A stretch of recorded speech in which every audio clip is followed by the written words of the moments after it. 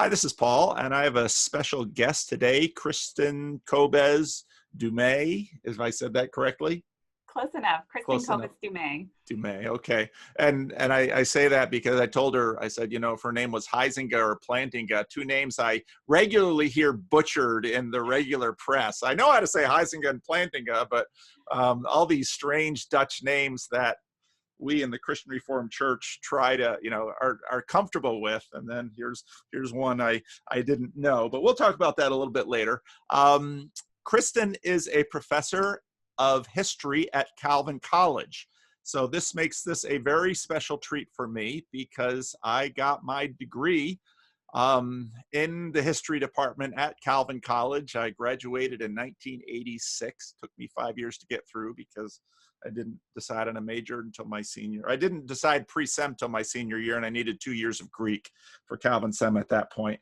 So Kristin has obviously come to the school quite a bit after I departed from those hallowed halls, but it is a treat for me. And Kristin has written a book that we're going to talk about, Jesus and John Wayne. And this, I got connected with Kristin because some of you know I mentioned there's two Christian Reformed listservs I participate in. One is Calvin in Common, which is a listserv that developed after George W. Bush decided to speak at Calvin College with insufficient background checks because he thought it would sort of be like a safe conservative, Republican, evangelical context. And anyone who knows Calvin College, or at least the subculture of Calvin College in Western Michigan, could anticipate what would happen, which was there were protests because actually George W. Bush bumped a local patron saint of the school, Nicholas Waltersdorf, and there's a whole, he stepped into a whole history. And so this listserv developed. My parents were part of that original group that signed that protest. And then my mother knew I did a bunch of things online. So she said, oh, Paul, you should join this. So so Calvin in Common is one thing that we're going to talk about, this dynamic, because I think it's especially important with this book. The other dynamic is CRC Voices, which was actually begun by Don Waltice, who was a professor of computer science at Calvin College. And this is kind of the original Christian Reformed listserv. And so back in the early days of the internet, this thing started. And when I moved to Sacramento, I jumped into that. And so I haven't been as active on Calvin in Common for a couple of years since I started doing YouTube. But the CRC Voices is a community I care very deeply about. And two people that go to church with Kristin are good friends of mine from that listserv, retired CRC pastor Len Vanderzee, who has been on my channel a couple of times and will be on again, I'm sure, and Bill Harris, who's never been on my channel, but Bill has been a dear, dear friend. And when Kristin was preparing this book, as we'll talk about, Jordan Peterson came up. And just so happened that here in the little corner of the internet of Calvin in Common and CRC Voices is the Christian Reformed Church's preeminent expert on Jordan Peterson, which is me. Yes.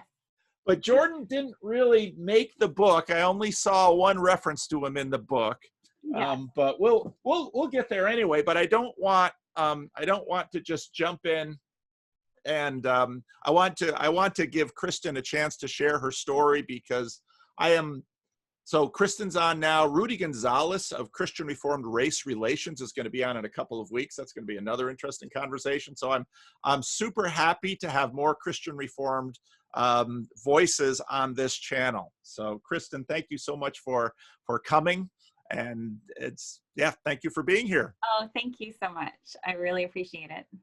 So I have to say that this book was given to me by the publisher, and you know, bloggers always have to say that. I don't know if YouTubers have to say that, but I'll make that disclaimer. And I usually buy Kindle books because my office runneth over which is a disease I inherited from my parents.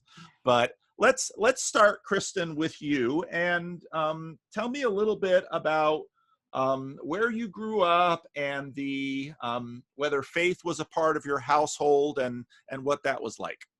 Sure. I'm from Sioux Center, Iowa, little town in Northwest Iowa that folks in the Christian Reformed Church will recognize and otherwise people probably won't.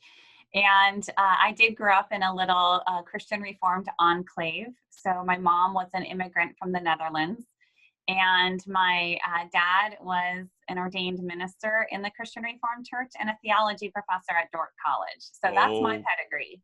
Boy. Oh boy. Well, Yeah, yeah. let's talk about your mom a little bit more. So what year did she emigrated from the Netherlands? What year did she leave?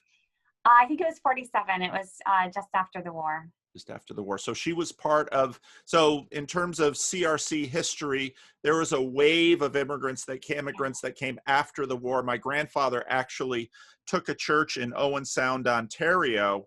My grandmother, and eventually my aunt did not appreciate the move at all. But my grandfather very much felt called because, we think about it now that, these people leaving the Netherlands, we didn't talk about post-traumatic shock or anything in those days, but having suffered under the German occupation, how old was your mother during the war? Yeah, so actually she was very young, has no memories, and I think I got it wrong. She must have immigrated in 49 because I think she was born in 47, so she was 2 when she came over. Okay. So she was the little sister. Some of her older siblings have memories, and my grandparents, but and they immigrated initially very briefly to Minnesota, and then continued the trek out to Southern California, and they were a dairy family. You probably are familiar with that story, and settled in Artesia, Bellflower area, and then Ontario. And they started up dairies, and they had a family dairy business for many years. So that was her story. And where did she meet your father? She met at Dordt College. She actually went to Calvin for a year or so, or a semester, I can't remember, and ended up transferring to Dordt, thankfully for my existence. And they met. And after that, my dad went off to seminary at Calvin Seminary. And so he lived in Grand Rapids for 2 or 3 years. And then ended up in Sioux Center, where my dad got a position at Dordt. So that's kind of, again, for Christian Reform folks, this is a very familiar geography. Yeah. Where did your father get did he get to teach, he probably got a degree after Calvin Seminary. Where did he go? Yeah, eventually. So first at that time, Dordt was a very small college, and they had different standards. So they took him right out of seminary. With an MDiv.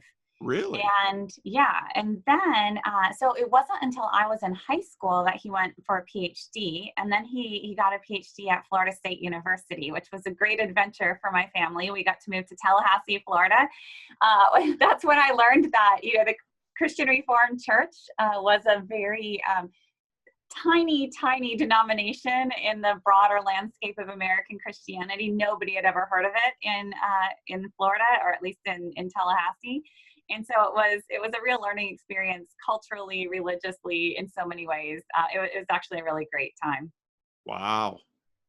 You do have a very CRC story. And I was a little curious when you mentioned your mother and then in Iowa, because generally speaking, that post-World War II, they went to Canada or California. Yeah. And of course, Artesia was one of those places that they went and started dairies. And in California, it went basically Artesia Bellflower, then hopped out to Chino, and then up to Visalia and other places. That's sort of the hops that these families took. What was it? So you moved around a fair amount. What was that like for you? Well, actually, it felt like I just grew up in Sioux Center was always home. Okay. And Tallahassee was just 2 years.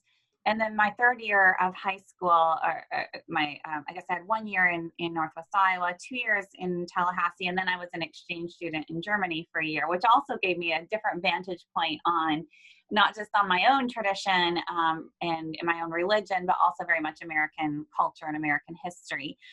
So then after that, I returned. My family had already moved back to Sioux Center, and I started Dort. So it was really just 3 years that I was away from Sioux Center. Okay. Let's talk about Dordt College a little bit and its history, because for those who know the Christian Reformed Church, my grandfather went to Calvin College when it was sort of a prep school. They were training clergy and Christian school teachers.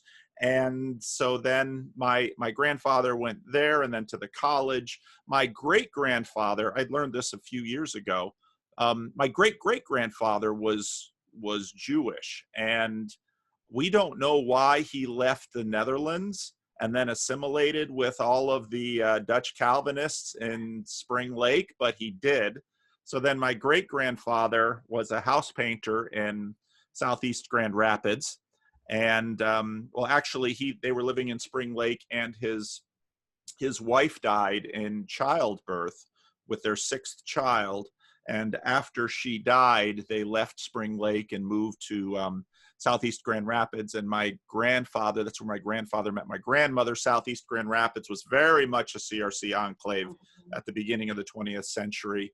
Calvin College continues to be owned by the Christian Reformed Church. There's deep connections between the Christian Reformed Church and Calvin College. But Dordt College is one of these sort of upstart, So why and what's been interesting to me is a lot of like Mark Holland is a colleague of mine. He went to Dordt College. Eric Dirksen is a colleague of mine. He went to Dordt College. So out here in the West, a lot of Californians send their kids to Dordt and not to Calvin. What's the history of Dordt, and what's sort of its founding? What's its reason for being? It was originally founded to train school teachers and to be, I guess, a kind of outpost in that part of the Midwest. And so it was very strong in teacher education and also pre-seminary. And it was, I think it kind of, as it grew, by the time I got there in 93 is when I started at Dordt. And I was coming again just back from my stint in Germany. At that point, I felt that Dordt had an identity, kind of self-identity as more reformed than Calvin, that Calvin was a bit worldly, right? You know, Grand Rapids was a term of mild disparagement, and that we were purer and more reformed, also because we were not owned by the Christian Reformed Church. So we were doing, sphere sovereignty properly in the Kuyperian tradition. And that, we were just a little bit more orthodox and obviously also scrappier than Calvin, right? We didn't have the same funding. We didn't have the same prestige within the denomination, but we were just fine with that. And I actually had a fabulous 4 years at Dordt, very wonderful professors who, although looking back, I can see that my education was constrained in some respects. It was also just, I was really trained how to be critical. Right, how to read every text critically, because we were always asking, what is the reformed approach to this particular question? And we never really got it good enough, but we sure tried, like what's the distinctively reformed Christian approach to whatever topic was at hand? Let's talk about Kuyper, because one of the things that is, so when I started doing my YouTube channel, people have spent a long time trying to figure me out basically because of the history of the CRC, and because I also have a very Christian, I'm a third generation Christian Reformed minister, although because of my father's work in the Black community, I'm a little different from others in the denomination. So, and I know that Dordt, because I know some other Dordt alum that are fiercely loyal to their institution. what is, and this actually also has a lot to do with the post World War II immigration wave too, because my mother's the immigrant wave that landed my mother in Whitensville, Massachusetts, which is of course a place you recognize. Mr. Whiten's cows died in a cow influenza. And so Mr. Whiten, kind of the Eastern industrialist that founded Whitensville. I mean, it's one of these towns that was an industrial town owned by the magnate. He needed new dairy stock for his town. And so the best dairy cows in the world were over in the Netherlands. And so he imported these cows from Friesland and imported the workers with them. And that's how my mother's family got over. And so Whitensville is a strongly Frisian place. Mm-hmm. And we didn't quite know why we didn't have all the family relations on my father's side until just a number of years ago. We uncovered the fact that they were Jews, and so they didn't come over with a network. They were Jews, and they sort of assimilated into the Dutchness. And actually, when the courthouse burned down in Spring Lake, Michigan, my grandfather and his older brother they had actually been named, because the Jews had this patronymic system where the names were handed down one generation to the other. When the courthouse burned down, they had the opportunity to sort of deep six their Jewish heritage, and they took on American names. So my grandfather went from Hyman, which was this name that had been passed down, to Hiram, from the Bible, and Hartog became Harm. So, this is a little bit of family history. Where was I going with this? Oh yeah. So my family came over in the, 1890s, 1900 wave of immigrants from the Netherlands.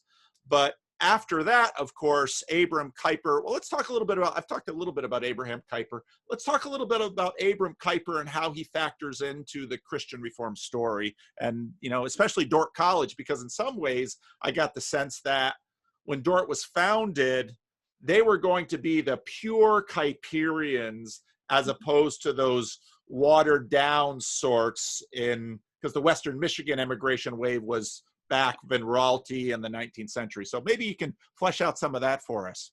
Yeah, so I'm not an expert on Abraham Kuyper, but I can tell you how I received the Kuyperian tradition, which was, again, every course at Dordt was framed in terms of this kind of covenantal narrative: creation, fall, redemption, consummation. And I mean, so much so that my first year, my first semester, I started to wonder if the problem was me or the college, because no matter what the subject I was taking, our intro weeks were almost identical. They were really getting down that narrative of, the basic kind of covenantal understanding of the Bible, of Christian history, and then how that was going to frame every discipline. So it took us several weeks to kind of really get into, what was distinguishing one discipline from another. But again, it's this idea that if you are a Christian, then your faith commitments will shape everything that you're doing, and you can be responding either obediently or disobediently to kind of God's normative structure of creation and of society. And so it was really up to Christians for us to test and discern and always be critical to try to figure out, what are the proper obedient responses in every sphere of society. And you don't want to mix your spheres. You don't want to have, for example, government interfering with the church sphere, or with the home sphere, and then you've got economics, and you've got all of these different areas. And in each subject, we were trying to figure out, with a lot of other Reformed scholarship at our fingertips, what is the proper obedient response to creational normativity, I guess, and how are we working to bring about shalom, to redeem this fallen world, because the world around us is not, in fact, conforming to the world that God designed for us. So that was my college education in a nutshell, and I found it incredibly inspiring. How did that sync up with growing up? You went to Christian school in Sioux Center, Yeah. and for those who don't know it, before there was a Benedict, I sometimes read Rod Dreher's Benedict option, and I always say, the CRC was doing that. Yeah. Yeah. Maybe we had our Christian schools, we had our Christian colleges, but now part of what came through in the Kuyperian tradition was also other distinctly Christian institutions. Yeah. And part of what I have a fairly strong contingent of Roman Catholics that follow my channel. They're used to a parochial school model where, in a sense, the church owns it. But in our Dutch tradition, Christian schools and Christian colleges are run by the parents and by, maybe you can flesh that out a little bit, because that's a little different from what a lot of people expect as well. Yeah. So, I mean, I'm a product of Christian schools, with the exception of the 3 years when I didn't live in Sioux Center. And it's parent run, kind of school board run organizations. And in my community in Sioux Center, within the Christian Reformed Church community, it really wasn't an option. All of the kids in that community went to the Christian school. That was the way to be obedient. It was the way to be faithful. It was not perceived as an elite institution. It was, no matter what your income level, you would send your kids to the school, and all of the Christian Reformed churches would take collections every week to fund the tuition, and particularly for parents who really couldn't afford to make the payments. And so it was very much it was perceived as a covenant community institution, and our kids needed to be trained up properly through distinctively Christian education. And I can say that, that was formative to me, but I also, because I left Sioux Center for 3 years, and we ended up in Tallahassee, where there was one Christian school, but it was a white flight academy, a private institution, and there was no way that we could afford the tuition on my dad's graduate student stipend. And so I ended up being tossed into a large public high school of 2,000 students. It was actually the best experience of my young life. And I think what that did for me is it helped me to own my faith in a way that, in the kind of Christian high school in Northwest Iowa, to be cool was kind of, to live on the edge, to be as, kind of to reject as much as you could get by with, because we were all in the same, we're all Christian. But in Florida, in the high school there, I quickly realized if you called yourself a Christian, people kind of expected that to mean something. Otherwise, why even bother with it? So I think that what that did for me is I didn't kind of receive the inoculation phase of Christian education, where I felt like by the time I got to college, I'd heard it all. Instead, between those 2 years and then going to a public gymnasium in Germany for my senior year, by the time I came back to Dort, I was kind of ready to learn at a more sophisticated level, Christian philosophy, Reformed thought. And so looking back, I mean, I'd highly recommend that as much as, there may be fans of Christian education, the mix for me was actually really formative and I think productive. Where did you go to church when you were in Tallahassee? Yes, we ended up at an Orthodox Presbyterian church, a very small, very conservative church that where I learned about Southern culture and Southern white patriarchy. Yeah. So let's, because that figures into your book quite a bit. What? And you and I both, I mean, there's a weird dynamic that happens in, boy, there's so much stuff here. And I would imagine, so I grew up just sort of at the end of the baby boom. And my experience was when I was growing up in the 60s and 70s, in some ways, the Christian Reformed Benedict option was at its height. Christian schools, if you were a family in good standing, and I use that word, a family in good standing in the Christian Reformed Church, you sent your children to Christian school. And in many ways, the community put their money where their mouth was in that. Christian booster clubs were serious. Fundraising was a way of life at Eastern Christian, where I grew up in New Jersey. And my parents,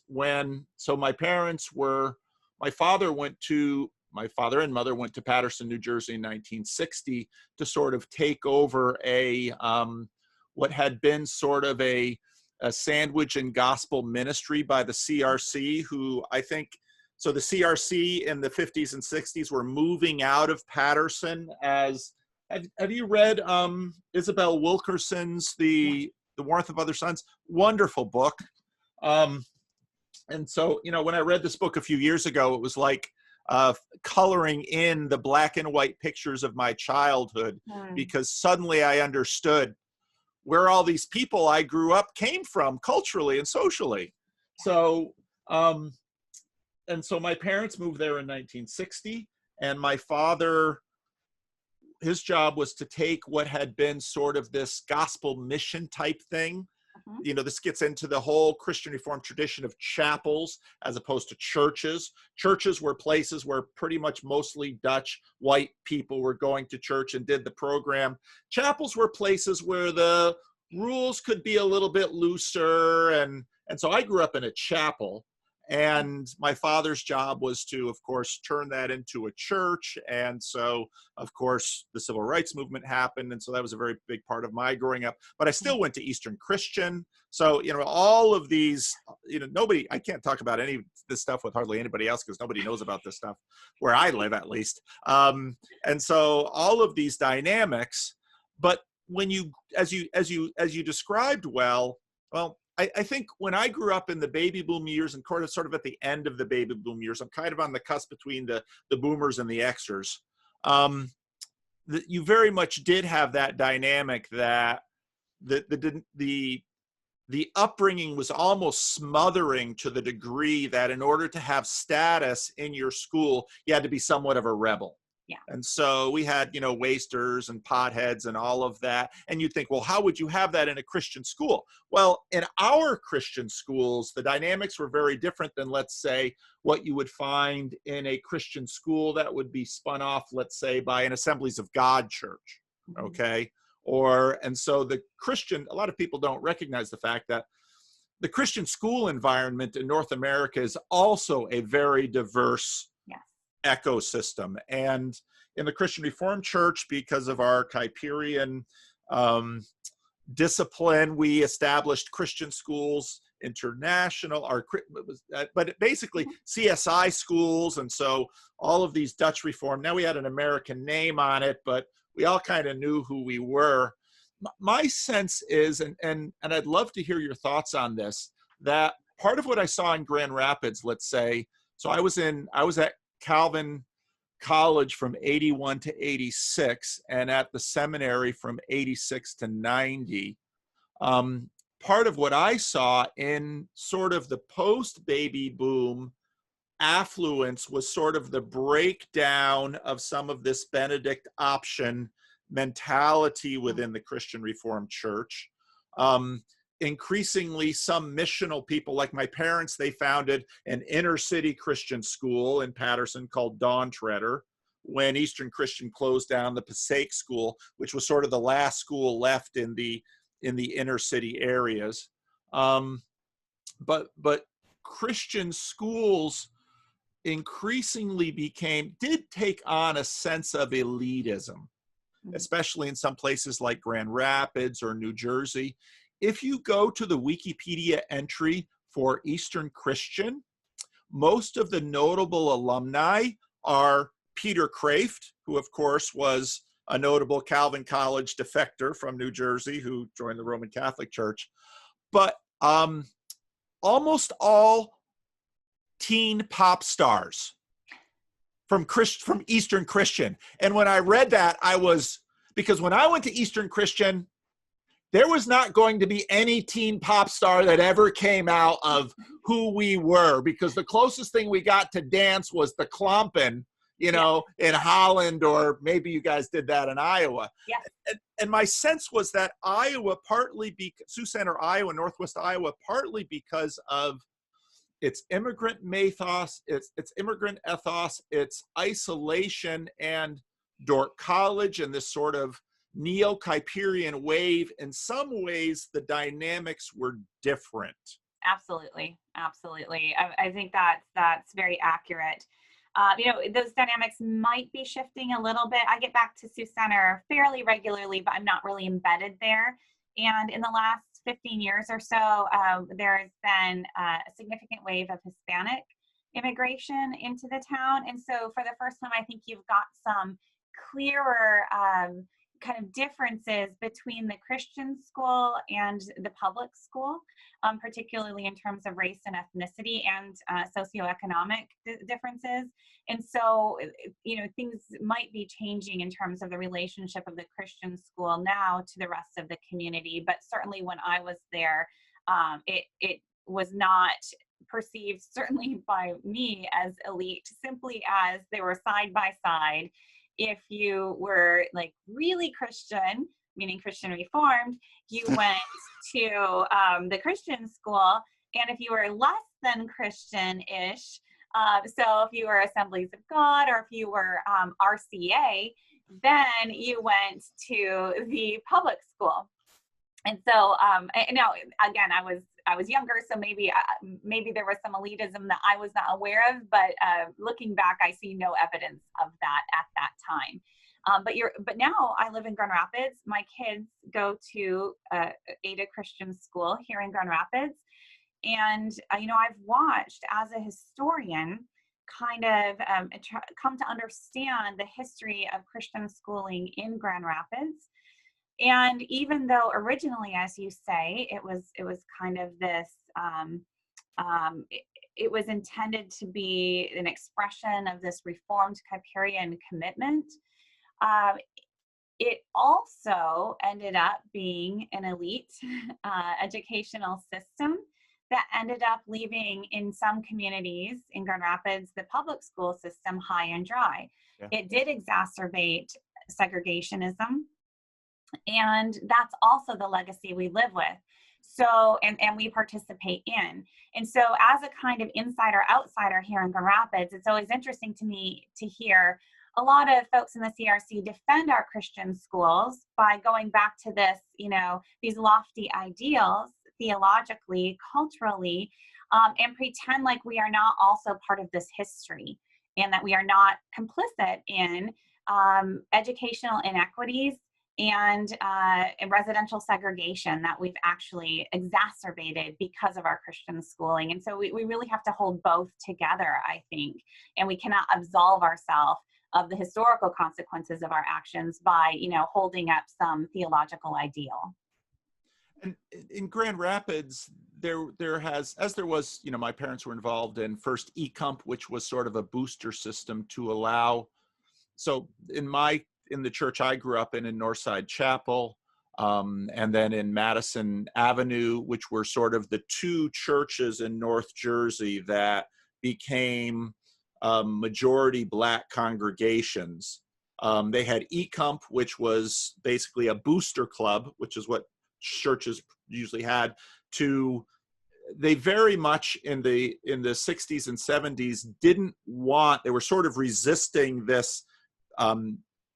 They were resisting this increasing tide that, as the Christian Reformed Church was becoming more ethnically diverse, becoming less Dutch Calvinist in isolation, in many ways, they were Dutch CRC loyalists that said, hey, if these Black folks are going to be a part of our church, they should also get to go to Christian school. Now, how that worked out in the CRC in the 60s and 70s was complicated because one of the things that, obviously the very famous Timothy Christian episode in Chicagoland, how that worked out was that the Christian Reformed people in the United States had some racism issues of their own. And this came up then suddenly when you had, say, an overwhelmingly Dutch Calvinist school and 3 or 4 or 5 Black students, the treatment that these students might receive from teachers, from janitors, from bus drivers. I mean, these then became very big issues in my growing up years. And as the CRC really had to sort of work through these issues. And then, of course, in Grand Rapids, is it the Potter's House in Grand Rapids that was started? Yeah. So as an alternate kind of to the Grand Rapids Christian system, you have the Potter's House started out. I actually attended Roosevelt Park Community Christian Reformed Church, which is connected to Potter's House, an intentional multi-ethnic, multiracial community, which no longer exists. We couldn't really make it work.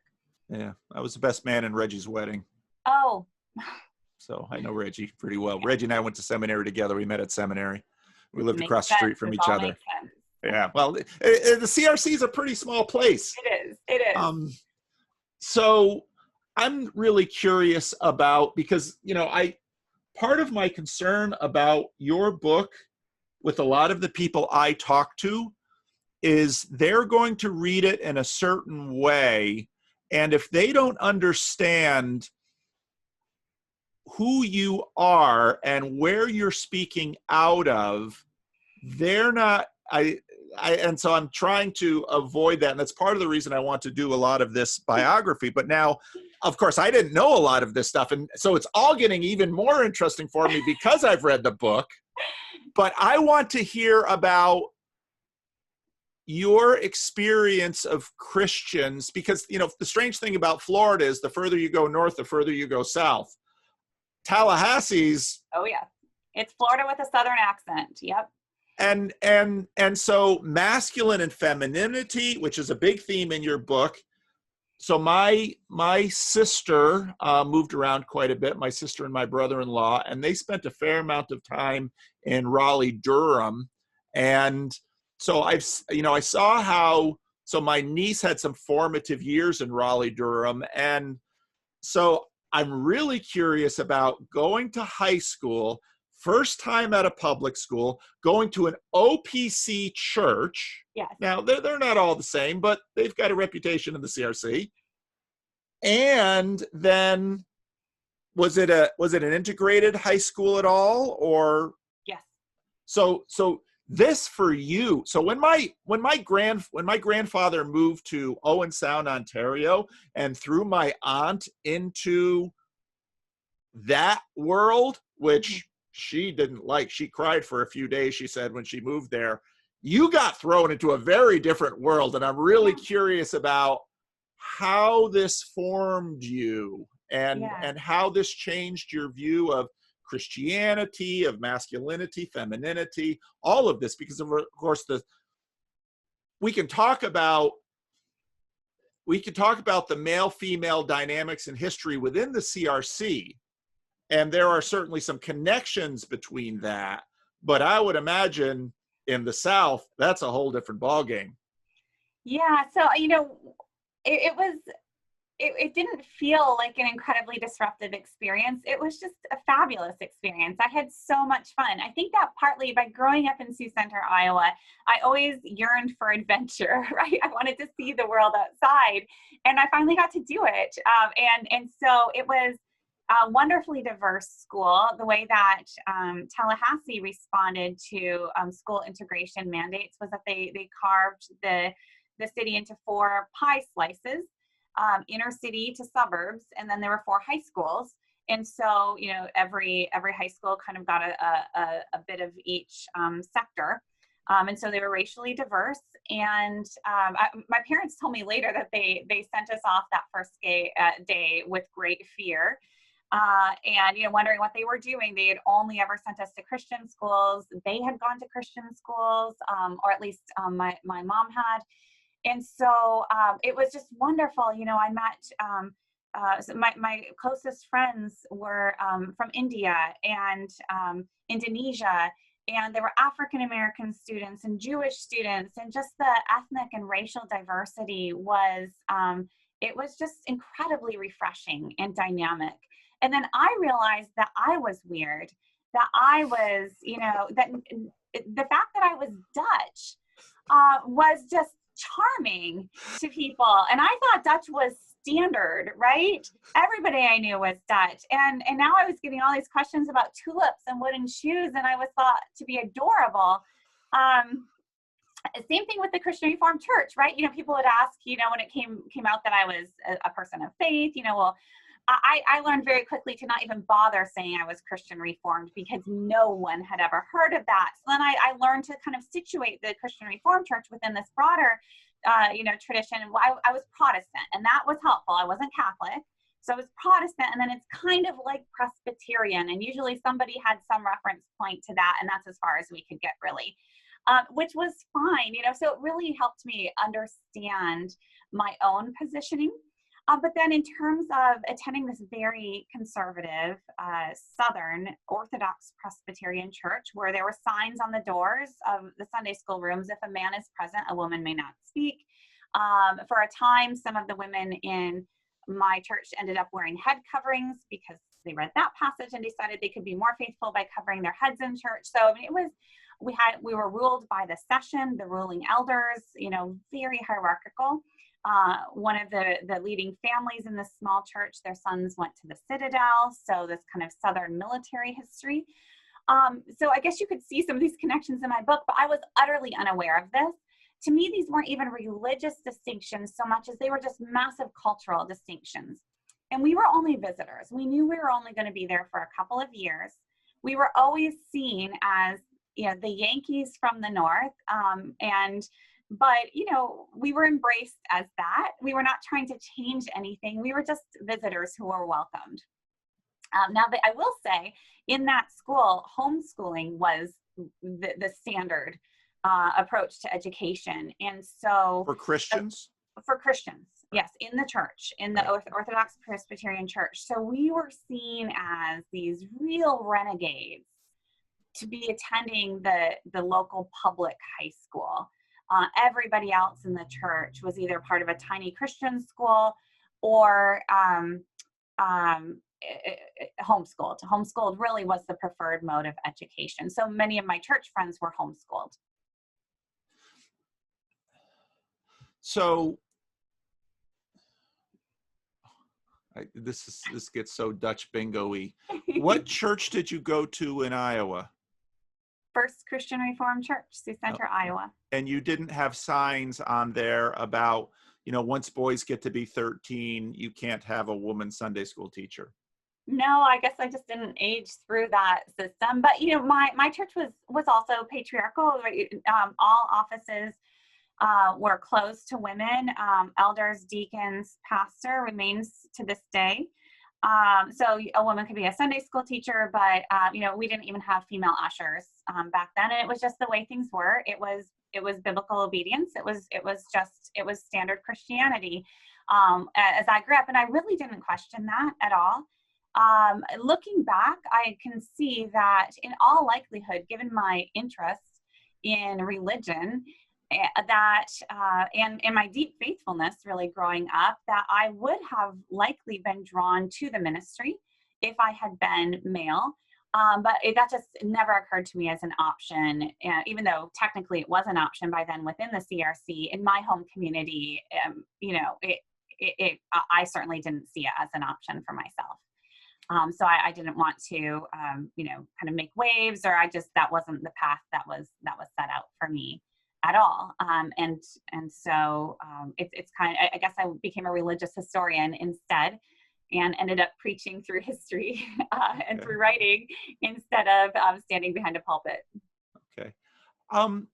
When you were growing up, I mean, I'm quite a bit older than you, and when you were growing up, these I mean, these were the years of fierce wars in the Yeah. Christian Reformed Church Yeah. over what women were and weren't, let me say it this way, what offices women were and weren't permitted to Yeah. enter.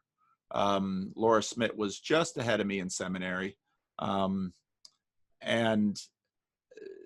I'm really curious now.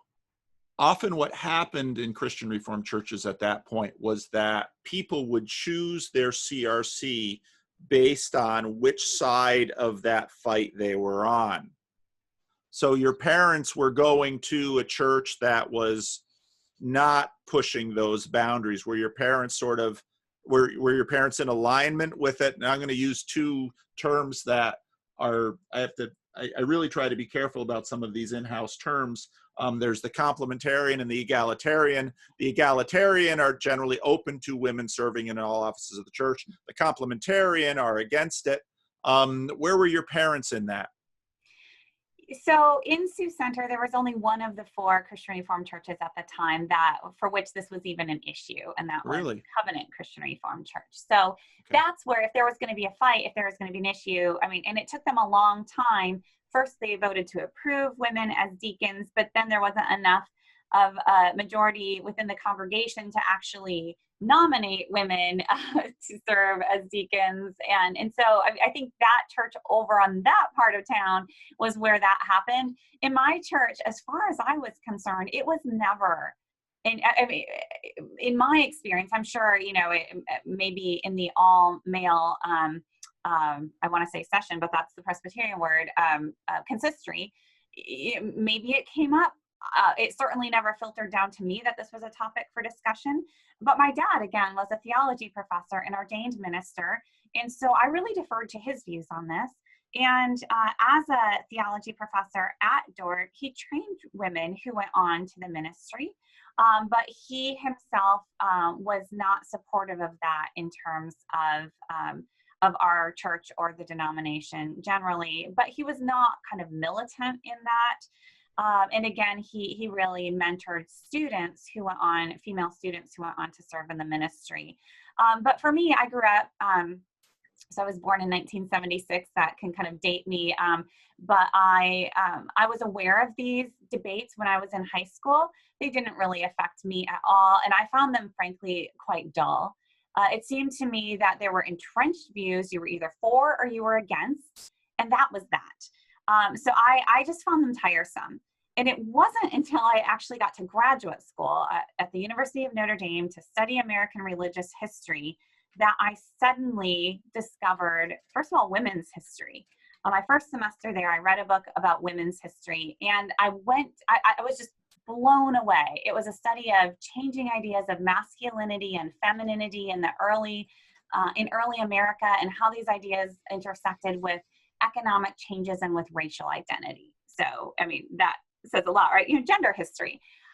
I was astounded, and I went to visit my professor, a prominent women's historian, and I just said, you know, this is amazing. I really thought that, you know, when we talk about gender, what we're really just talking about is women in office. And I had no idea that there was so much more to this. And she looked at me and she said, "In what office, Kristin?" Right? You know, like that just shows how narrow my understanding. I had not had a female professor at Dordt.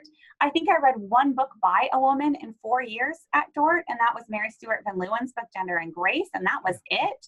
Yeah. And so it was really in graduate school where my eyes were opened to the history of women and to understanding gender. And so maybe that'll get us closer to my book, because I have to, it's a bit of a stretch to go back to my upbringing to see how I got to where I did. Oh, but I think it's an important, and so you discovered this at Notre Dame. I mean, and Notre Dame is a very interesting place, especially among its reputation amongst many of the Catholics I speak with.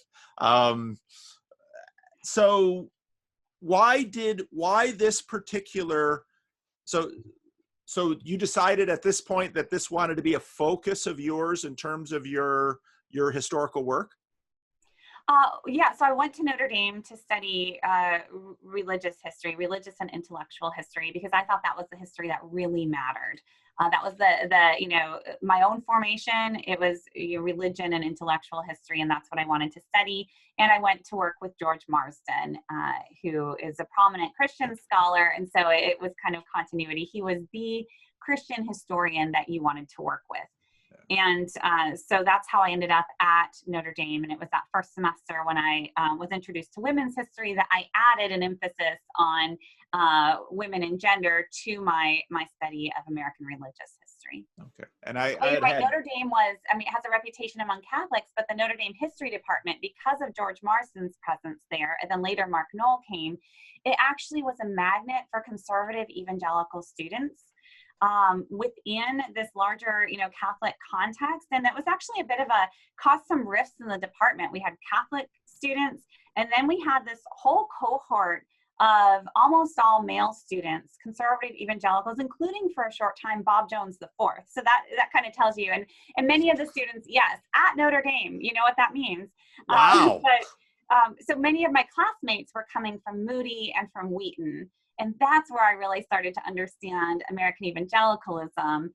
And that's when I understood that, even though I might share many theological beliefs with my classmates, there was a whole cultural history that I only participated in very limited ways, and that they were all talking a language that I had to listen in on and then learn. Wow, that's interesting. Yeah. I had Marsden when he was still I was able to get him at Calvin for a course. Now you left, what happened? Did you go right to Calvin College after there, or did you sojourn in the wilderness somewhere? Yeah, back when the job market was better. While I was finishing my dissertation, I'd gotten married to a guy I had known at Dort, but we kind of re-met later. He had finished a degree at Marquette, and so we both went to Catholic institutions. And then we got married, and while I was finishing my dissertation, I taught at Williams College out in Western Massachusetts. Okay. For a semester, and then I had a residency with the 5 College Women's Studies Research Center out at Smith, Mount Holyoke. So I was really kind of immersed in gender studies, women's history, and it was a great learning experience because I felt so kind of sheltered still. Despite my graduate education, I knew I was coming from this little Christian enclave, and here I was in this world of gender studies, and was I going to say the wrong word or say the wrong thing, and it was just a really great experience where I could understand how my own training and upbringing could be brought into conversation with women and scholars of gender from very different backgrounds. So that was a great experience. But then, yes, the first year I went up on the market, the job at Calvin was open, and it was a job in recent American history and women's history. And that's where I ended up. And now it kind of seems like it was predestined or something, but at that time I had many different job options, and Calvin was way down on my list. I didn't want to go back to the culture I came from. I thought my mission was to be this Christian witness in secular academia. That was my goal. I really thought, that was my role. And then it was after the interviews at all of the schools, I just fell in love with the people who became my colleagues. They were so fabulous. And I thought, these are the guys, and they were almost all guys. Yeah. These are the guys I want to work with. They were so wise and witty and deeply kind and very smart. And I just wanted to work with them. Yeah. Ron Wells still there? Or was he was then? Still there at the time. David Deephouse, Ron Wells, Jim Bratt, you know them. Yeah. Well, let's now I think we're let's now we can talk about the subtitle. Now we can talk about the book. We're up to the book. Because the first thing that jumped out at me was actually the subtitle. Yeah. Is that subtitle from you or the publisher? Okay. It was a joint project. It took us about 3 months to land on it. Okay. And part of the problem, and I'll just say I love it, so I will defend it, I will own it, and we Okay. can talk about that. Okay. But it was a process. I certainly did not start out to write a book called Jesus and John Wayne, or to subtitle it How White Evangelicals Corrupted a Faith and Fractured a Nation. I wrote the book. I really wanted to write a book on white evangelical masculinity and militarism. That's the thread that I pull through. That was my original question. I kind of started this research 15 years ago, back in the early 2000s. There's a story there. But when it came to landing on the title, we agreed at a certain point, it's a cultural history. If you read the book, it makes a lot of sense. You can see the kind of cultural influences on evangelical ideals of masculinity, and it was fun.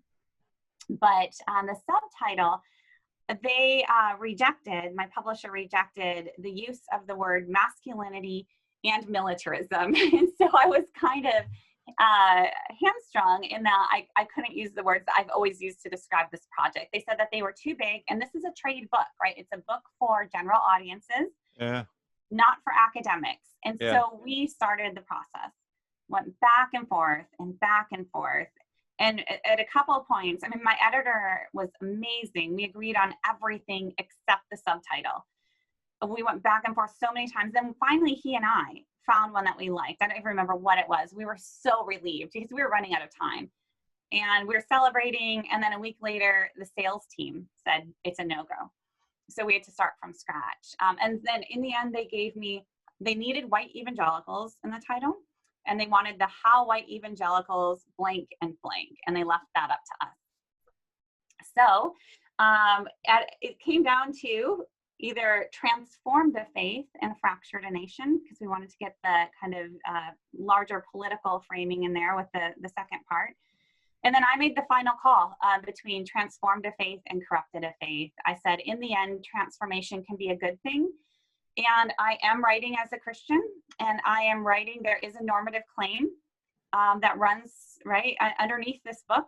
Very strongly. As much as it's a history, it's also a critique. And I think to be honest and clear, I want to go with corrupted, because I am making a claim that this kind of militant masculinity and all that it entails is in fact a distortion of biblical Christianity, as I and many other people in Christian history have understood it. So the subtitle carries a lot of weight. And one of the reasons I really like it is because it opens up precisely this conversation with many readers. Because the subtitle grabbed me right away.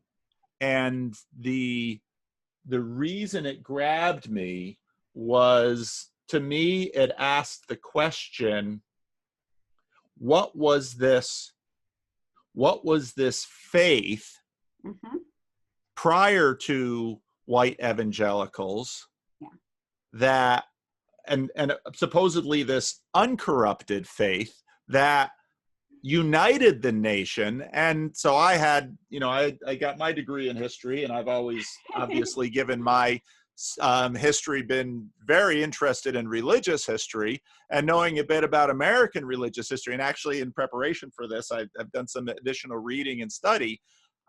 It's, in many ways, we're going to have to grapple with this, the white aspect we're going to have to grapple with, but very much the evangelical aspect, because I read Worthen's book a few years ago, which I thought was a tremendous book.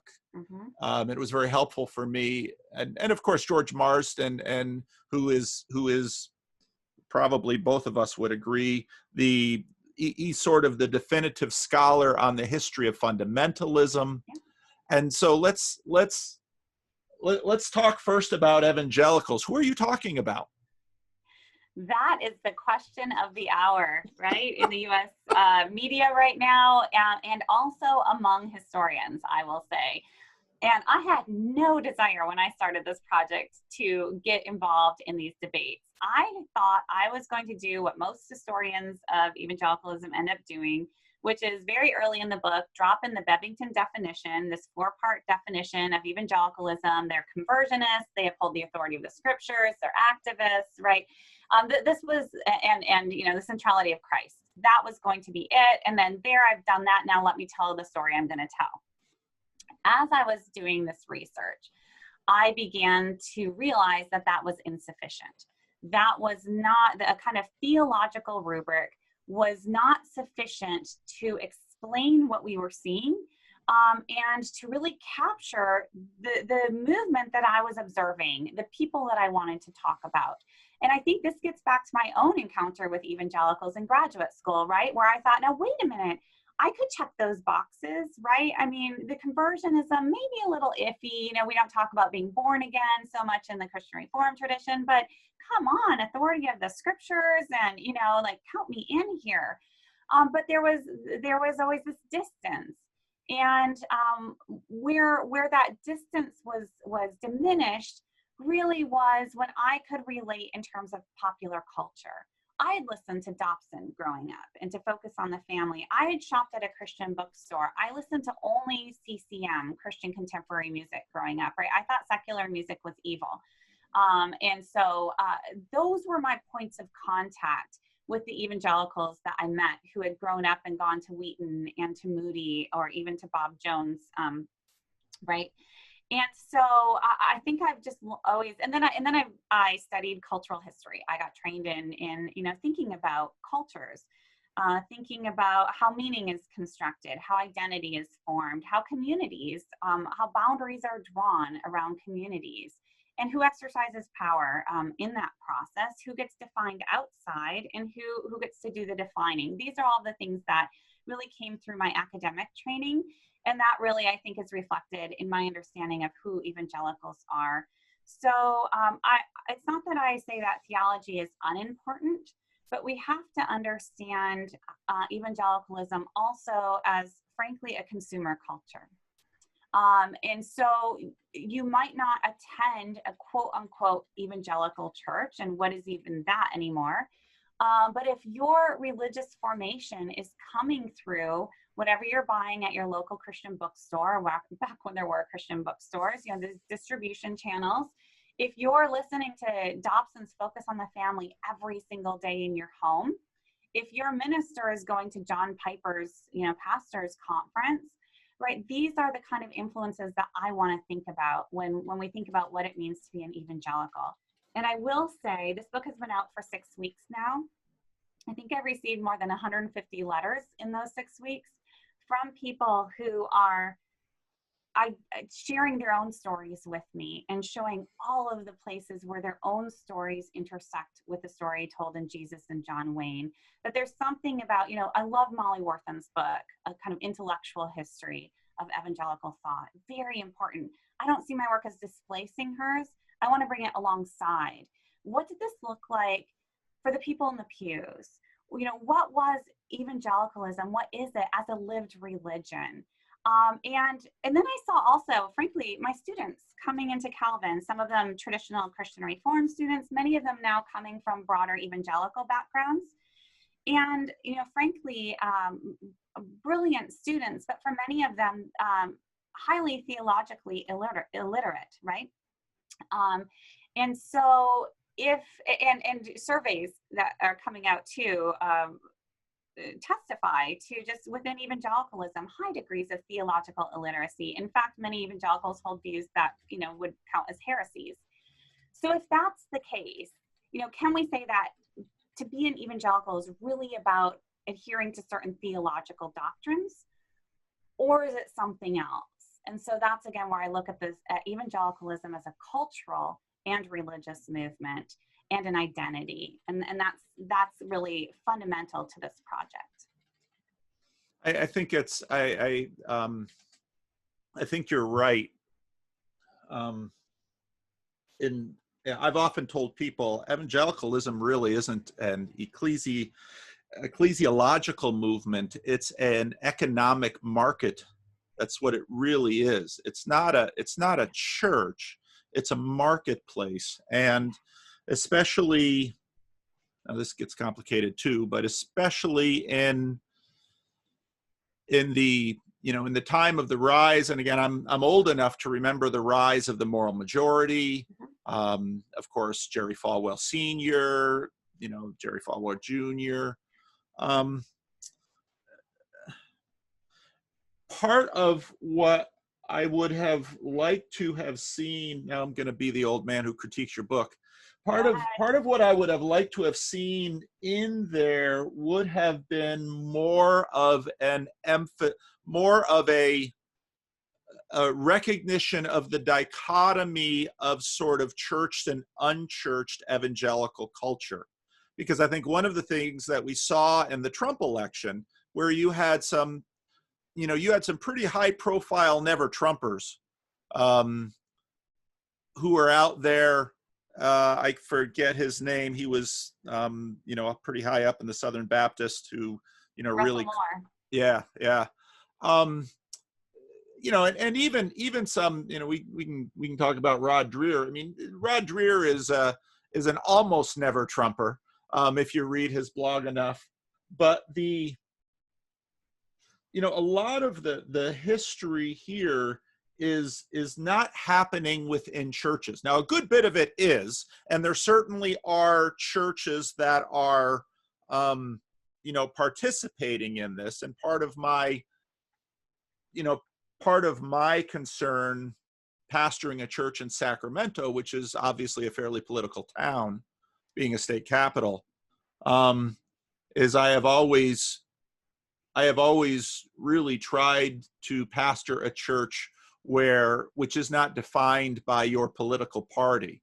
That has been very important for me. And so in my church, I'm sure I don't ask people who they voted for, but and this is part of the reason I wanted to talk about CRC history, because Christian Reformed Church is probably, 70-75% Republican voting. Yeah. And my sense is Northwest Iowa, even more so. Yeah, it's in the 80s. Yeah, more than Western Michigan. And Bill Harris actually posted on Voices this morning a piece of I think it's a wife of a Calvin prof who's running for Justin Amasa's seat. Hillary Scholten, and the Political article called the Christian Reformed Church a progressive evangelical denomination, which, I mean, it's hard to characterize the CRC, but there's some quibbles there. It is. So talk to me a little bit about the dynamics of folk religion within this, because to me, that's a huge part of this story. It is. Yeah. And you're right. I'm pushing back against a narrative which wants to separate kind of true evangelicalism as a kind of respectable, churchly, high church attending, kind of Christianity Today, Wheaton circle, respectable evangelicalism from American evangelicalism as a cultural movement. And we saw a lot of evangelical leaders like Russell Moore trying to do precisely that in 2016 and since 2016, saying, no, all these quote unquote white evangelical Trump supporters, those aren't real evangelicals. Right? When's the last time they've been to church? Not since Seinfeld was in, first run episodes kind of thing. And this is a narrative that white evangelical leaders keep telling themselves.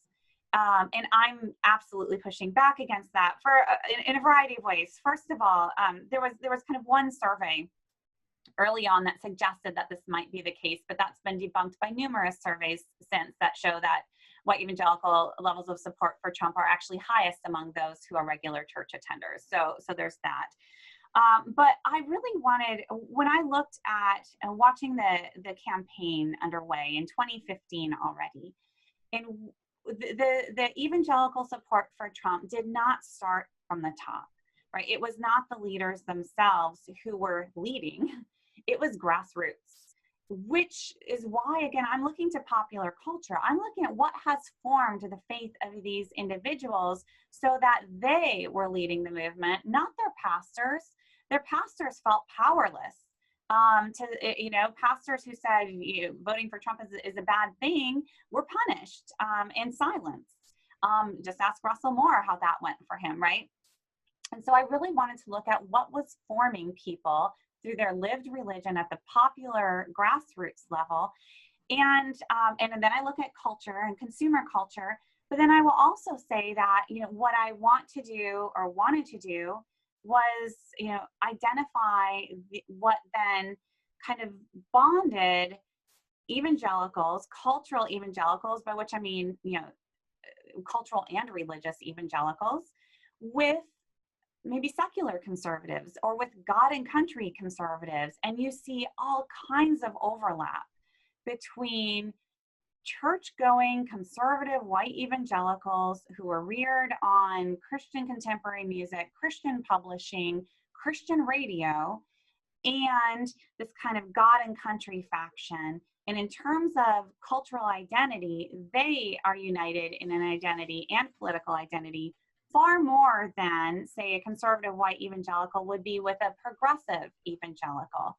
And so, yes, as a cultural historian, I'm drawing my categories in different ways. Let's talk about the God and country aspect, because that's surely a big piece of this. I recently did a video on, oh shoot, now I forget his name. I thought I read, it was an excellent book about the faiths of the founding fathers. Right. And he laid out basically deists, and then sort of, so pure deist might be Thomas Jefferson. Mm-hmm. Christian deist would be George Washington, never confirmed, avoided Lord's Supper. Even John Adams really in that category. And then others who were, pretty stridently, often, Puritans, who were Christian. This is where sort of I get into the Jordan Peterson thing, Mm-hmm. because part of what I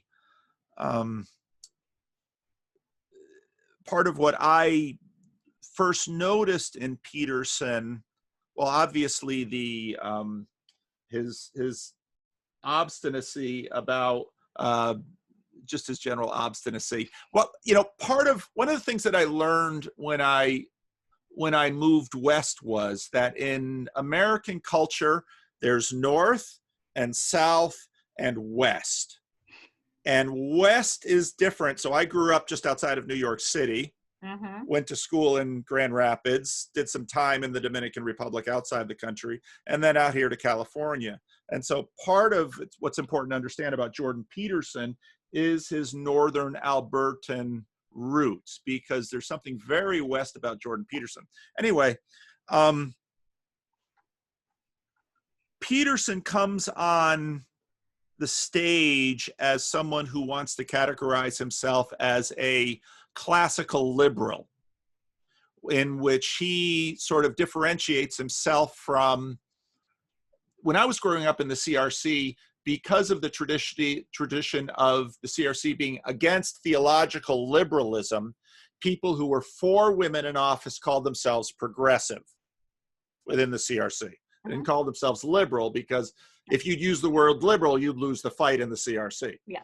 So, but Peterson and others in this IDW movement very much identified as classical liberal, and two others that actually the person who coined the term, the intellectual dark web, I don't know how well you know some of these cats, but Eric Weinstein, who is, so Eric and his brother Brett was sort of lost his place at Evergreen College in Washington State.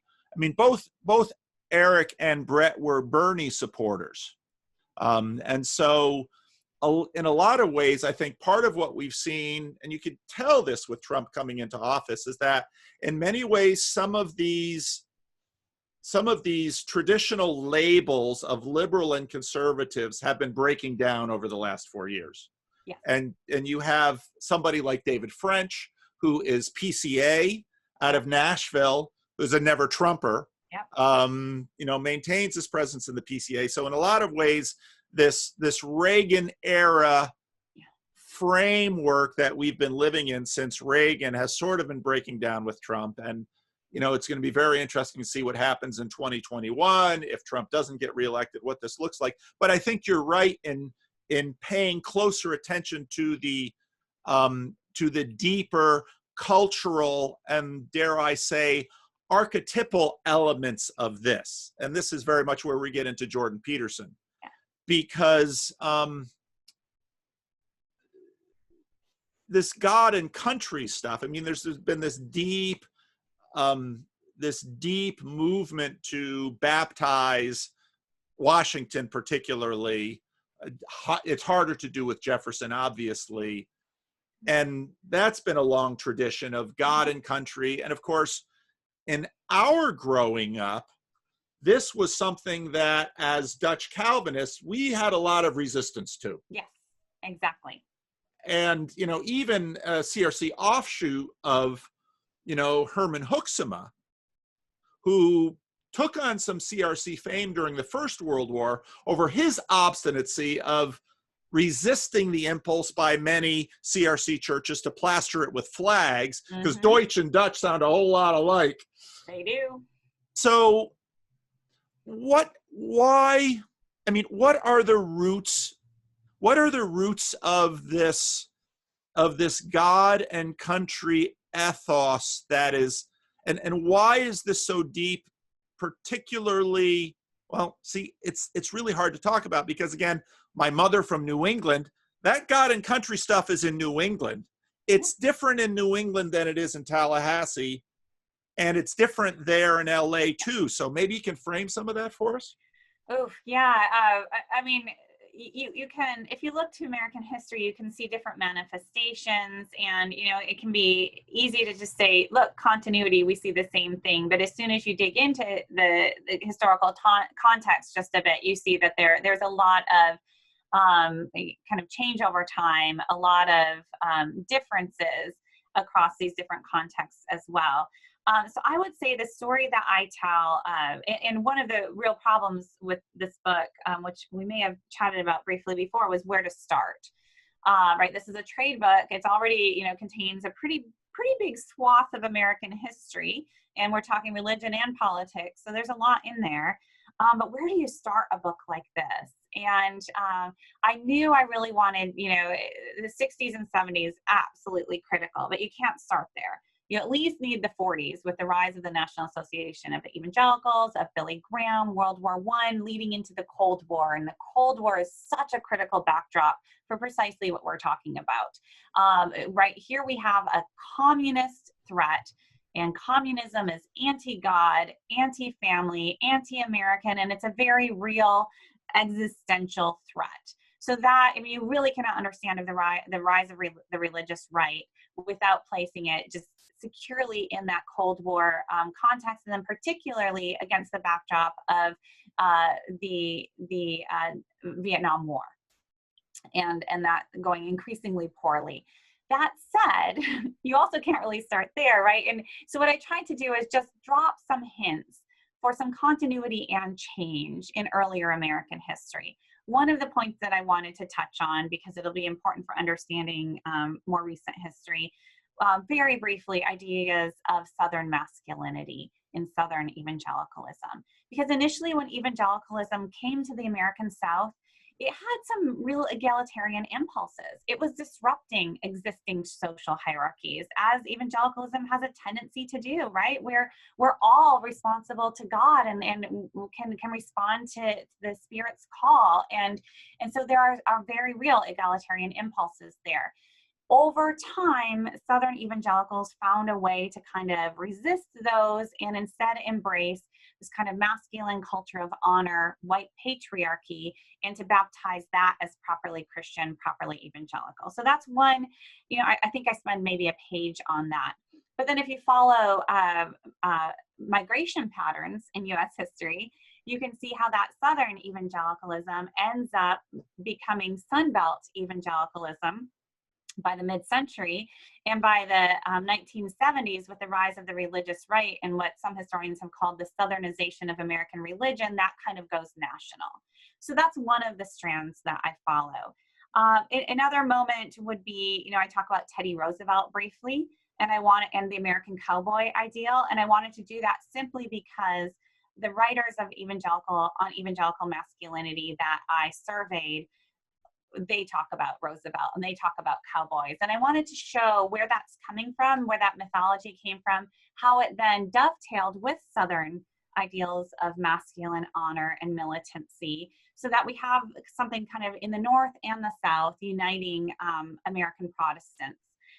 Even then, it's not like it's a done deal, right? There's a lot of change that happens. And that's where I give a little mention to World War I as well, which is a really interesting moment, because many very conservative Protestants were not the God and country faction in the First World War. They were still separatists, and feeling that, to be truly Christian, no country could be Christian, because to be Christian means to have, to be converted to Christ and to be sanctified through this individual process. And it's ridiculous to talk about a country being Christian, right? And so you had this resistance among fundamentalists, very conservative Protestants in the First World War to patriotism, to kind of sanctifying American militarism, when in fact you had liberal Christians who were the most, rah war. Of course, you had Billy Sunday too, so you have to, it's a little messy. But the arrangements that we have today, where liberal Christians are much more reticent to support militarism, or to talk about patriotism or Christian nationalism, and where you have conservative Protestants who are all in God and country. That is a relatively recent historical development, and that you see that shifting by World War II, but really coming into its current arrangement during the Cold War. So that's a long answer to I like long answers. Question. Yeah. That's why I do a channel where we have 2-hour interviews. Long answers are better. I mean, I don't. Have you read Philip Jenkins' The Great and Holy War? Oh, no, but I should. I mean, I've read about it, and I've read blogs because I blog with Phil Jenkins. So. Oh, you should read it. I need to. Yes. It's an important. I was really busy writing this, but yes. No, because to me, I mean, this history is incredibly complex. Partly because, there are elements of the progressive movement that, as you say, the Second Great Awakening, so you have these European churches on the East. Mm-hmm. Mark Knoll, it's no longer up on BioLogos. I'm glad that I saved it offline. Mark Knoll wrote a terrific piece for BioLogos once about, the Bible and evolution, and why that lays out the way it does. Because part of the point that he made is that in the frontier, and when we get to the question of why, which is the other thing I want to bring up, part of the frontier movement was, post Second Great Awakening, you've got Methodist circuit riders, you've got people going out west, and what is the only thing around which they can agree, which is the Bible, and separated from the history of interpretation. And now we're gonna have to bring the Roman Catholics in at some point too, but separated from the history of interpretation out there on the frontier, also in terms of the history of philosophy after the Reformation, sort of in the Reformation, books, in the wake of the Renaissance, books sort of take place. We get our, this return to the sources where Luther and Erasmus read the Bible, and now we're using the Bible to critique Roman Catholic tradition. But then also in terms of with the breakdown of this authority in Europe, you have the rise of empiricism. So now we're not getting physics from Aristotle, we're getting physics from the world. So by the time you get to the American frontier, we're getting morality from the Bible, and we're getting the rest of our knowledge from empiricism.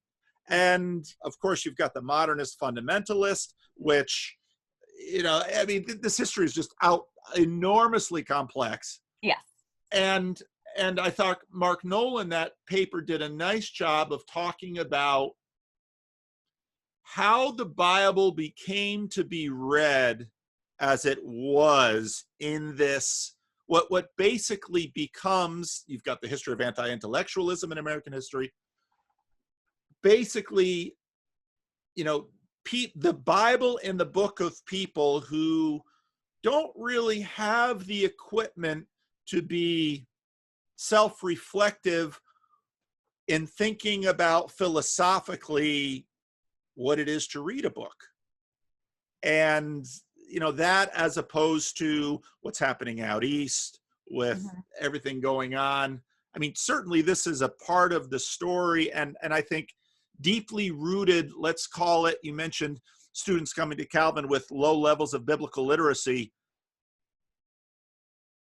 It's not just biblical literacy, it's illiteracy in terms of deep questions about what the Bible is. Yeah, yeah.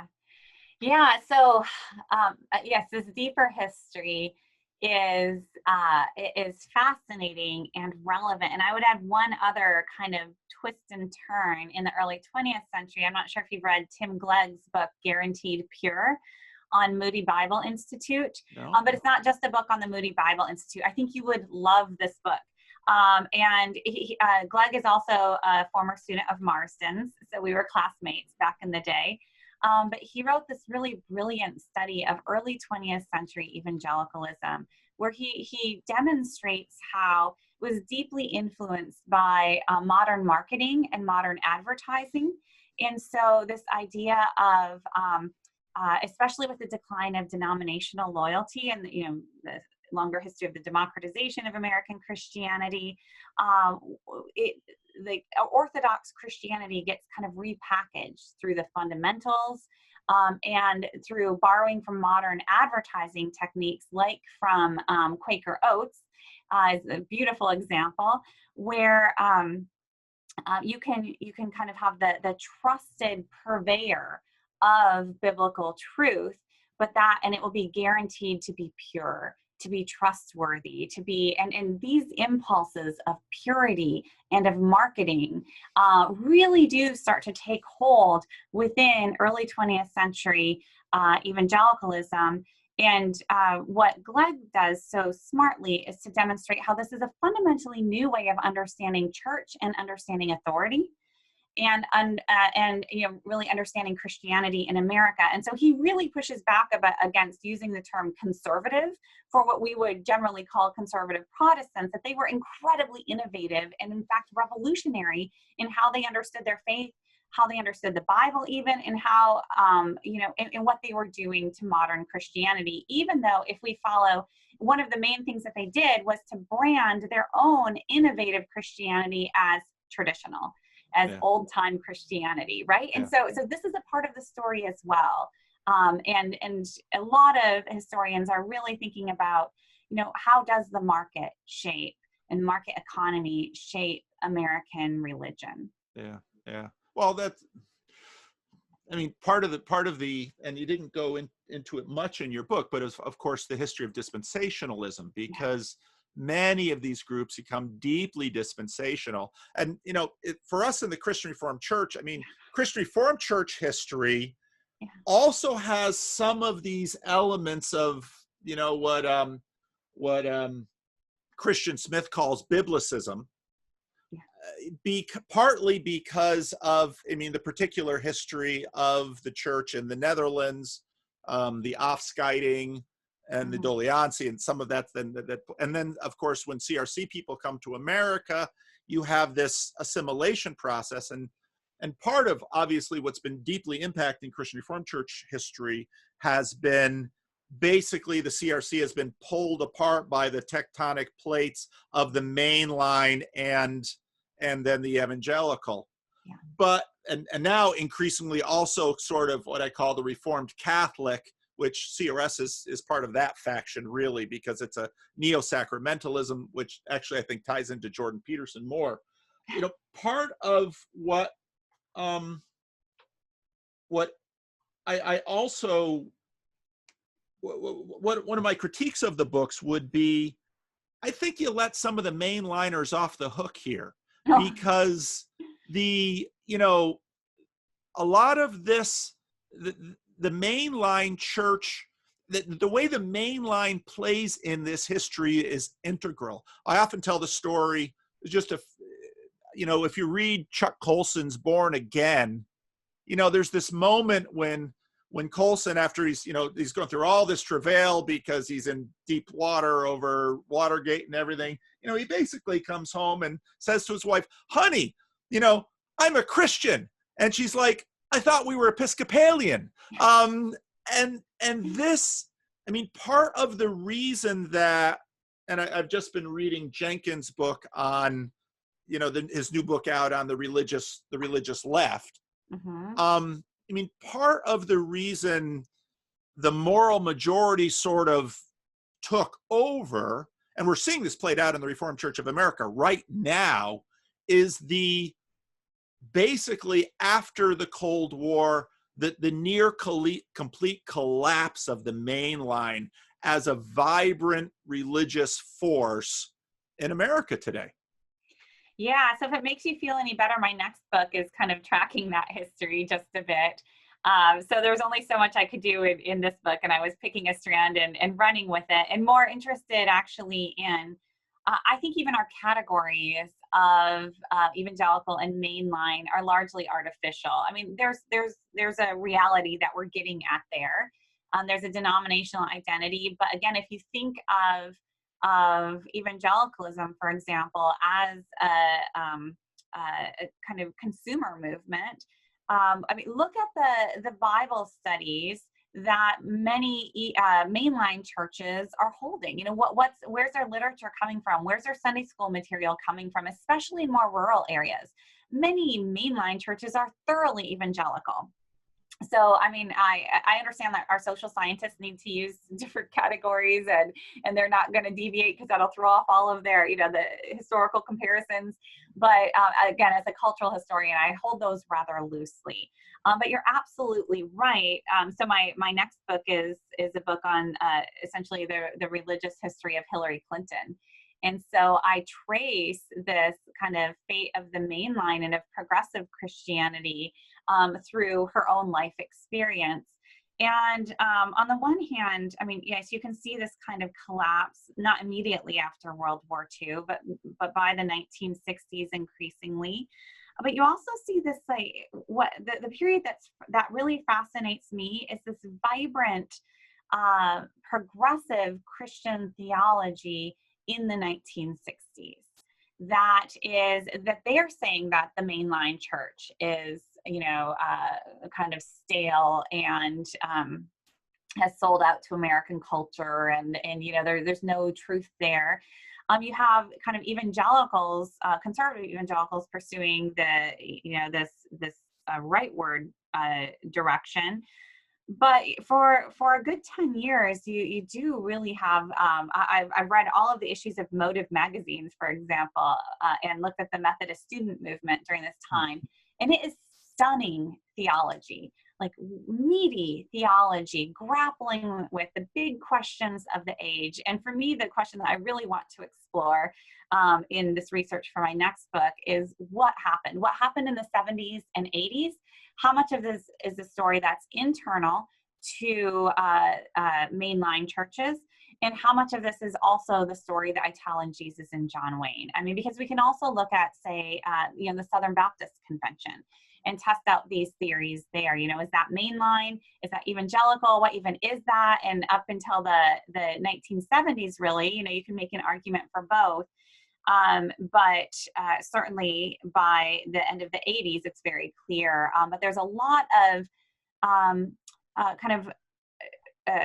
it doesn't just happen naturally, right? This is not just the collapse, but it is the conservative takeover, if you want to use that terminology, or resurgence that we see happening internally within this denomination. And then one of the things that I do track in Jesus and John Wayne is the ways in which religious authority and power is wielded, in often very powerful ways, but ways that are more difficult to perceive because we are outside of denominational structures for the most part. So, what happens to Christians who hold views that are more progressive, whether evangelicals or not? Are they allowed to voice those views? Are they going to be defined out of certain communities? And how is power wielded in a variety of different ways through, who gets invited to this conference, who gets ordained or not, whose books are sold through Lifeway Christian stores and whose books are, just totally banned, and in which case they can't make a living anymore. These are the kinds of questions that really fascinated me as I tried to make sense of this kind of cultural understanding of religion. So yes, we need to look at the main line, absolutely, and that has been understudied. And hopefully I can do that more myself, but bringing into conversation with what we see happening in the evangelical community, which for understandable reasons has been the topic of a lot more scholarship. Well, it's going to be interesting 100 years from now to, I think right now we're seeing an enormous religious movement that isn't self-consciously religious. And I think, and that deeply gets into the main line. I've often said to people, I say churches split right and leak left, because there seems to be, we get into some of the deeper issues. There seem to be some ideals that are capable of affording cohesion with respect to communities, and others which aren't. One of the things, if you look at, let's say, the seeker movement in the 80s and 90s, which, Bill Hybels, son of the Christian Reformed Church. Oh, okay, it was my computer. Good. I gotta reformat. Bill Hybels is where we broke up. So the seeker movement is, there's just so much here. The seeker movement was an incredibly important thing, because now, for example, if you look at big box evangelicals, within a couple of decades, most of that liturgy and marketing dynamics. I remember when I came back to the US after the Dominican Republic, one of the churches I was talking to, a Christian Reformed church in particular, one of the first questions they asked me was, do you believe business methods should be used to grow the church? And I've just been a missionary in the Dominican Republic. It was like, what? I don't know. I'd never thought of that. I grew up in the Christian Reformed Church. But Bill Hybels, of course, son of a business person who pioneered some of that. And now we have this, and I'm going to be very interested to read what you have to say about Hillary Clinton. My daughter went to Wellesley College. The takeover of parts of the main line by what is the current culture war over wokeism, and one of the things in your book that you use a lot of the trigger words: patriarchy, white. These trigger words have all taken on valence and resonance currently, and so that's sort of where we get to the Jordan Peterson stuff. Because of course Peterson rose, and I think your only mention of Peterson, if I recall correctly, was quite rightly. We really have to see Peterson in the tradition of Robert Bly, Richard Rohr, who's Roman Catholic, Promise Keepers movement. Why? Where did Peterson come into this story for you, and why didn't you pursue the guy? Yeah, no, I was watching him as I was writing this book. So I started writing the book in earnest in 2017, or researching the book, and then really 2018 is when I started writing. And I had a fabulous team of research assistants and Calvin students who were in various ways part of the culture that I was studying, although I had no idea when I hired them. I just hired them because they seemed smart and they were good writers, and they ended up being a fabulous team whose personal experiences intersected in interesting ways. And so I had my students also keeping an eye on Peterson. And what I found fascinating about him, as I was watching him, he seemed to me to come out of nowhere at a certain point and get big really fast. And the point of connection for me that most intrigued me with Peterson was the fact that he was not a orthodox professing Christian. And I know there's a lot that's been, kind of written around that or discussed around that. And yet was really grabbing hold of the imaginations of many conservative Christians, right? And so what I was really interested in, given my own research, in terms of this cultural history, I mean, even getting back to my title, right? The kind of embrace of the secular. And it happens in different ways, by the way, in conservative evangelicalism than it does in mainline. And in fact, the research I've done thus far on Hillary Clinton's era, and particularly the 60s and the 70s, one of the key problems that I see is this progressive, utter embrace of the secular. Harvey Cox 1960s style, right? Where at a certain point then, as you say, what is the basis for this community if our arms are wide open? Right. And that to me, on the other hand, then what we can see is even this recent book by Jack Jenkins on the religious left, American Prophets, argues that, don't say the religious left has not been influential. They are behind every major reform, progressive reform in the 20th century. Yes. You're just not recognizing them as properly religious because, they've embraced the secular, right? So that's kind of on the one side. But on the conservative evangelical side, we've got something else happening, which is the purported rejection of the secular. We will have we'll have our Christian music, we will have our Christian publishing, we will do everything, or we will have our Christian media. Do not trust the mainstream media, right? It all has to, and there's a reformed version of this. That's where we started. In fact, though, what fascinated me, taking them at their word initially, I was shocked when I actually started reading their books, that their models for quote unquote Christian manhood were largely not taken from the pages of the scriptures. Their models for Christian manhood were Teddy Roosevelt, were Douglas MacArthur, Mel Gibson's William Wallace, huge. I mean, he cannot be overstated.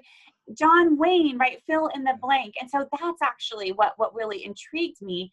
What affinities are there between conservative evangelical pastors, say, and the teachings of somebody like Jordan Peterson, particularly when pastors, if you let them talk, and they will expound on the importance of biblical literalism and Orthodox Christianity, and yet in some ways embrace a quote unquote secular figure such as Peterson. So to me, that was really fascinating. Why I didn't delve further into that is, as I was really starting to grapple with what do I do with Peterson, he really kind of disappeared. As you know, I had a hard time. So I was talking with my students who were listening to him, YouTubers and so on. And I was like, what is he doing? What is he? In the end, partly the structure of the book didn't allow me, because of the chronology of where he really pops up. By that point, I'm winding things down. I have my Mulligans chapter, right? So there was a structural issue.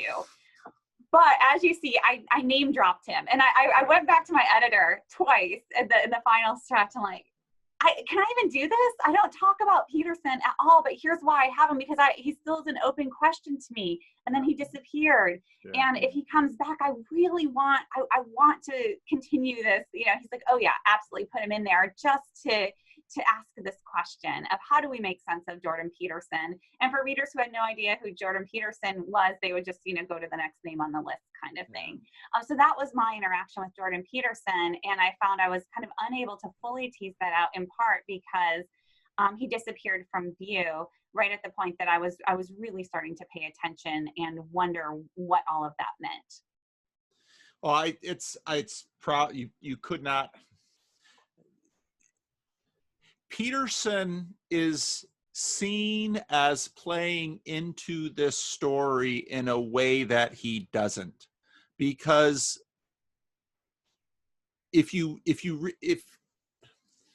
so while Peterson was invited to Liberty University, I was in Australia leading a conference about Jordan Peterson when I get a message from someone, he's at Liberty University, and some young man rushed the stage. I thought, what?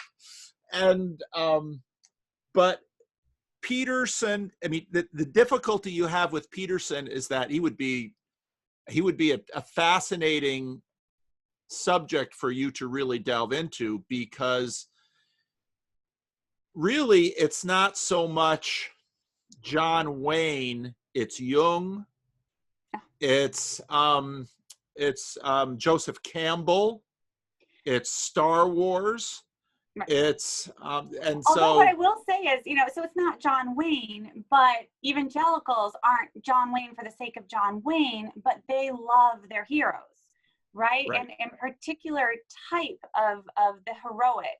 And so what I saw, again, listening to my students who are fans, what I saw Peterson doing for them was this kind of toughen up.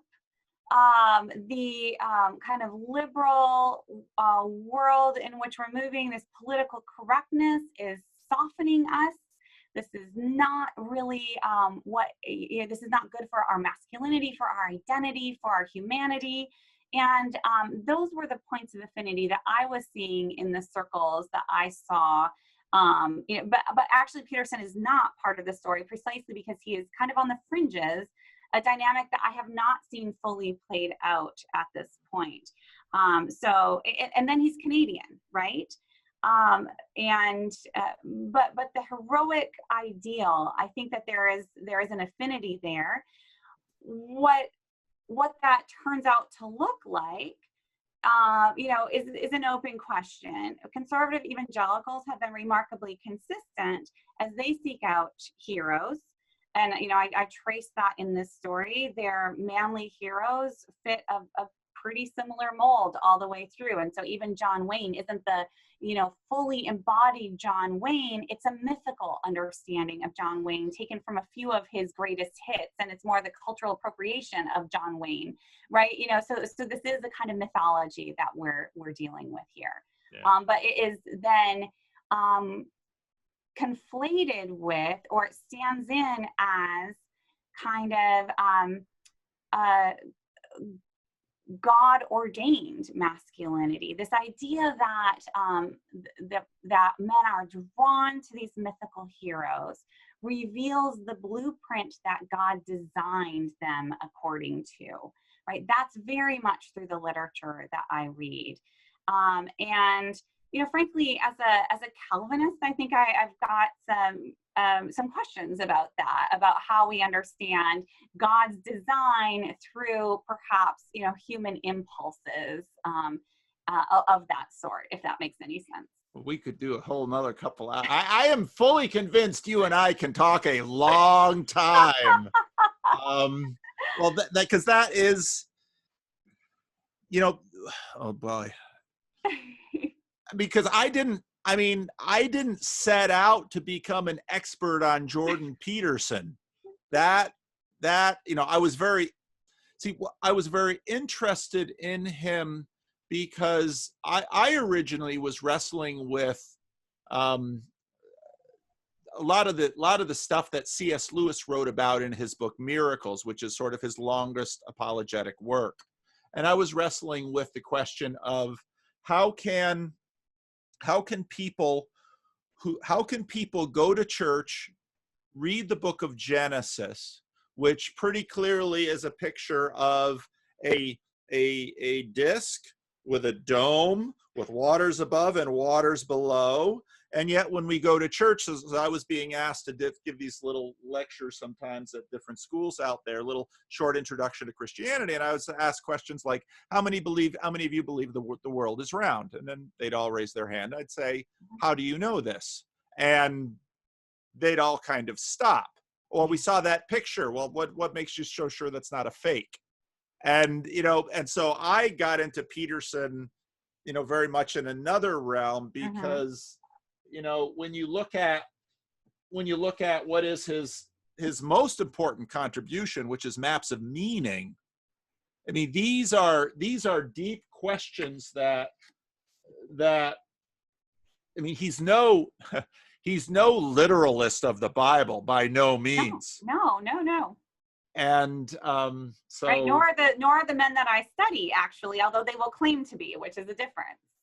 Well, there's an whole other conversation. Oh, and you know, and we could talk quite a bit too about, let's say, the difference between John Piper and Mark Driscoll. Yes.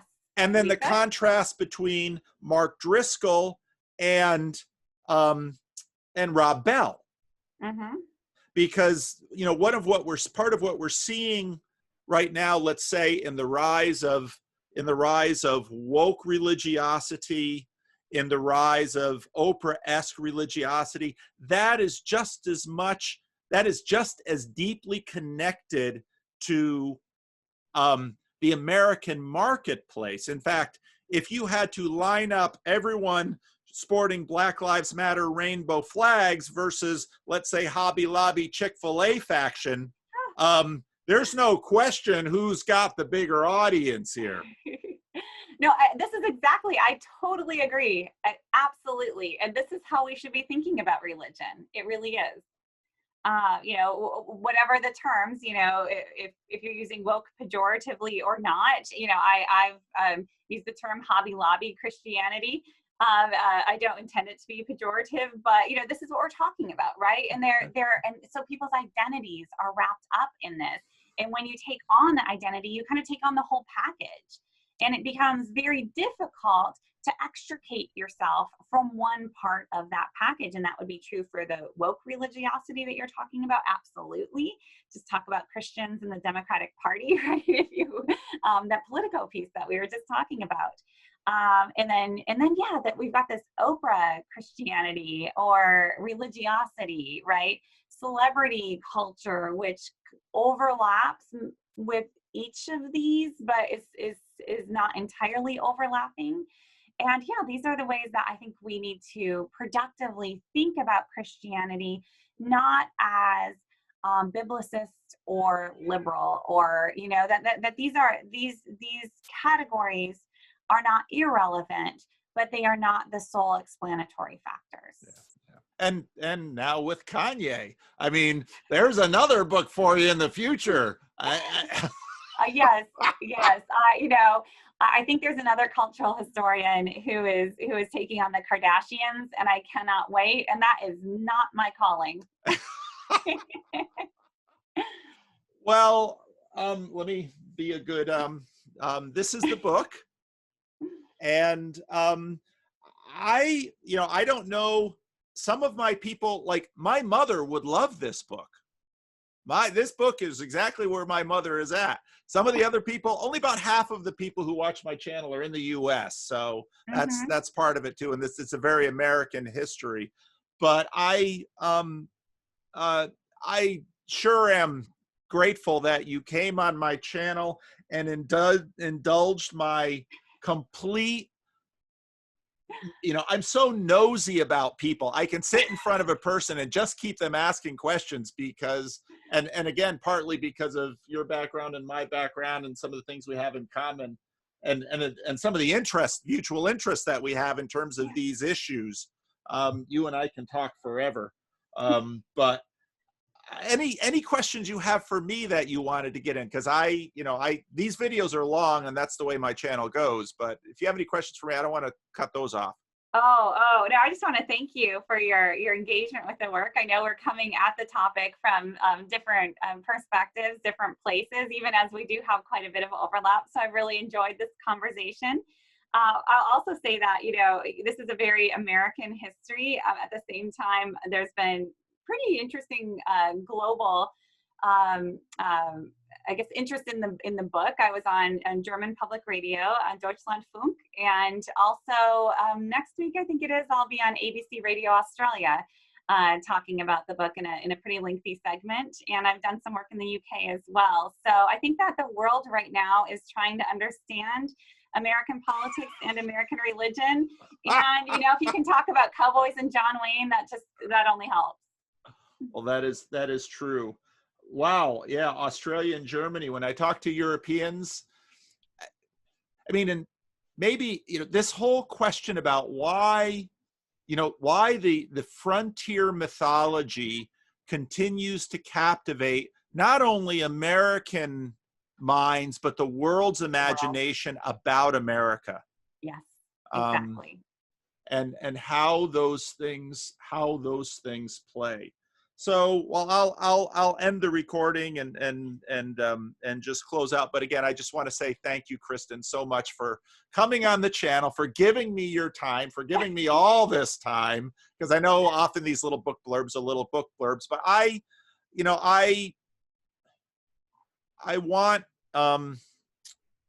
when I read your book, of course, I knew who you were a little bit, but then it's knowing the author is always, especially if you're a historian, you got to know the author if you're going to understand the book, because the book flows out of you. So.